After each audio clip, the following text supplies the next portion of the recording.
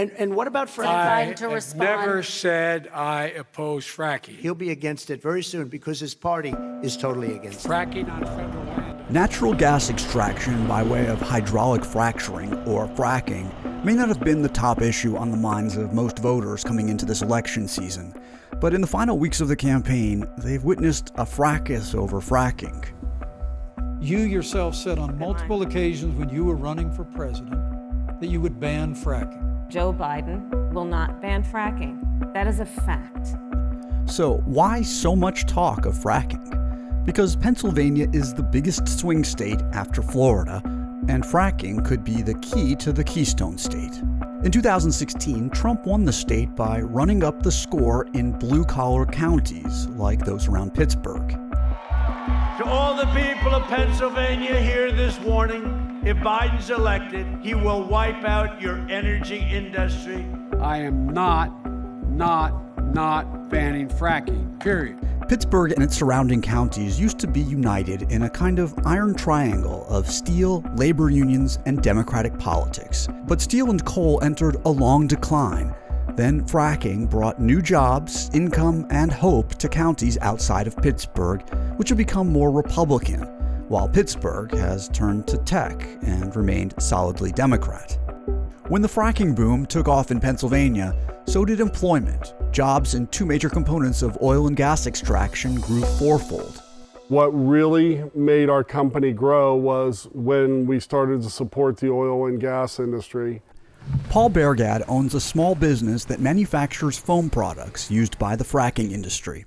Bergad lives and works in Armstrong County, just northeast of Pittsburgh. In an area where we had people leaving in mass exodus, it's the oil and gas that's bringing people back. It is the new steel mill. Everybody knows somebody that's in that industry. But in recent years, the U.S. fracking industry has essentially become a victim of its own success, pumping so much gas that excess supply has kept prices depressed. And here, that's led to less jobs in fracking. According to data by the U.S. Commerce Department, by late 2019, employment in the two big components of Pennsylvania's oil and gas sector had fallen by about 26%. If we lose that oil and gas industry, that is what pays the overhead, is what pays the labor.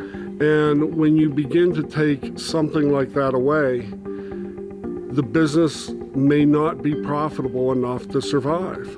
I see us reverting back to a desperate situation that we were before we had the industry here in Western Pennsylvania. Jen McIntyre works as a consultant for the fracking industry. She lives and works in Washington County, south of Pittsburgh. It's the difference between us being gainfully employed or not employed. My husband doesn't have a degree to fall back on. Bergad and McIntyre say they both voted for Trump last time and plan to do so again. One reason? On the issue of fracking, they say they don't trust Biden and the Democrats. No new fracking. After a March Democratic debate, Biden's campaign clarified that his position proposes a ban only on new fracking on federal lands.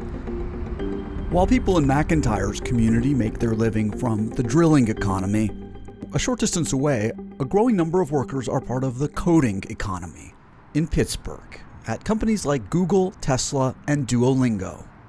High-tech jobs now account for roughly 24% of the workforce in and around the city, according to the Pittsburgh Technology Council.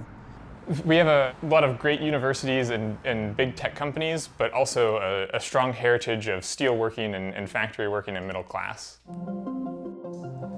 Todd Medema moved from California to Pittsburgh about 10 years ago to study at Carnegie Mellon University. After graduating, he stayed to work for Uber's self-driving vehicle program.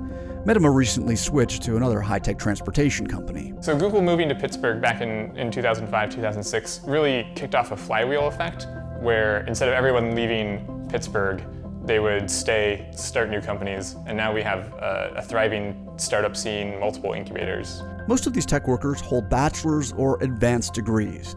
These types of voters have been swinging away from the GOP. For the 2020 presidential election, my top issue is the environment, and especially having a strong plan to address climate change. Opponents of fracking say it prolongs the country's reliance on fossil fuels. It's also become controversial because of chemicals used in the process that could taint water supplies if not handled properly. Despite fracking's downsides, Medema says he understands his fellow Pennsylvanians' fears about losing jobs.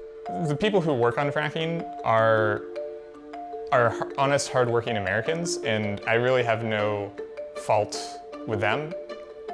If you really want good jobs, you'll vote for Biden because he has a plan to make the American economy innovative and relevant going forward, not just for today's fossil fuel industry.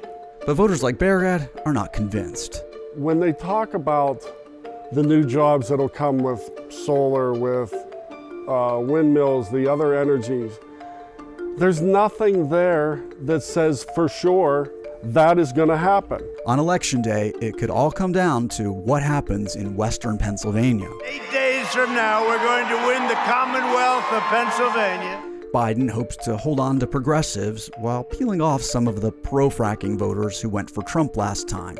And Trump needs more pro-fracking, blue-collar workers from this area casting ballots for him than did in 2016.